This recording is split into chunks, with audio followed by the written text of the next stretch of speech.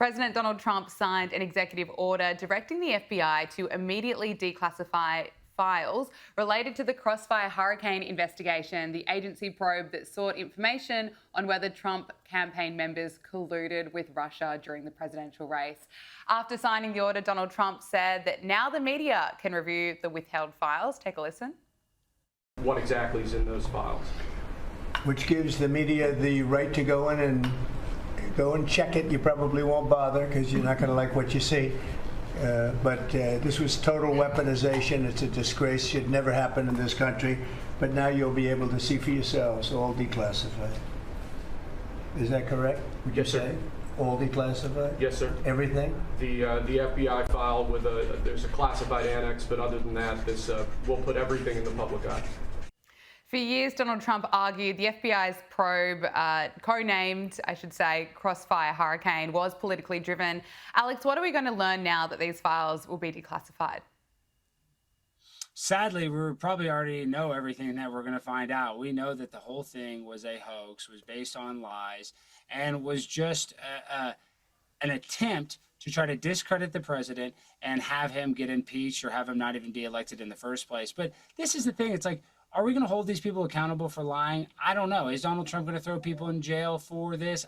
Probably not. But I'm just happy that the American people are going to actually find out the truth for all the people that did think that Vladimir Putin was able to decide the election. That's absolutely insane. And I'm not saying Vladimir Putin is some good guy. He's done terrible stuff to journalists. But it would just take very little common sense to realize that Vladimir Putin was not the person that got Donald Trump elected. It's just ludicrous, but they tried to run with it because the people believed it. The media needed something to, slander Donald Trump with, and I'm happy that we're going to get the truth. But other than the truth, I don't think that we'll have any other outcome or anybody will actually face repercussions for these lies. Yeah, truth and common sense coming out years and years later. Now, I want to talk to you about voting. Trump has signed another executive order requiring people to prove their citizenship when they register to vote. Now, federal law currently requires that voters promise that they are citizens and are eligible to vote when they register, and courts have prevented states from adding documentary proof of citizenship requirements for voters. Now, Trump's order directs the Election Assistance Commission to redo its voter registration form and require voters to show US passports or other government ID that shows citizenship to register to vote. Alex, again, it seems like common sense to me.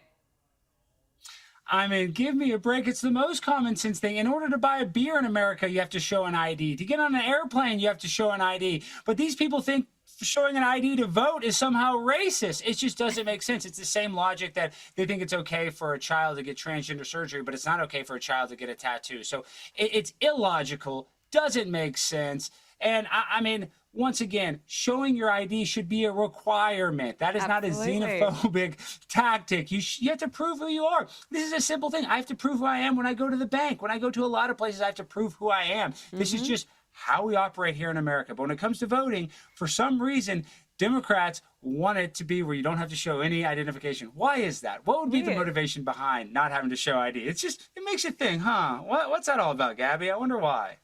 Look, finally, let's talk about Vance. He arrived by helicopter at Marine Corps Base at Quantico today to meet with Marines, and as he stepped up to address them, he was met with a pretty big welcome.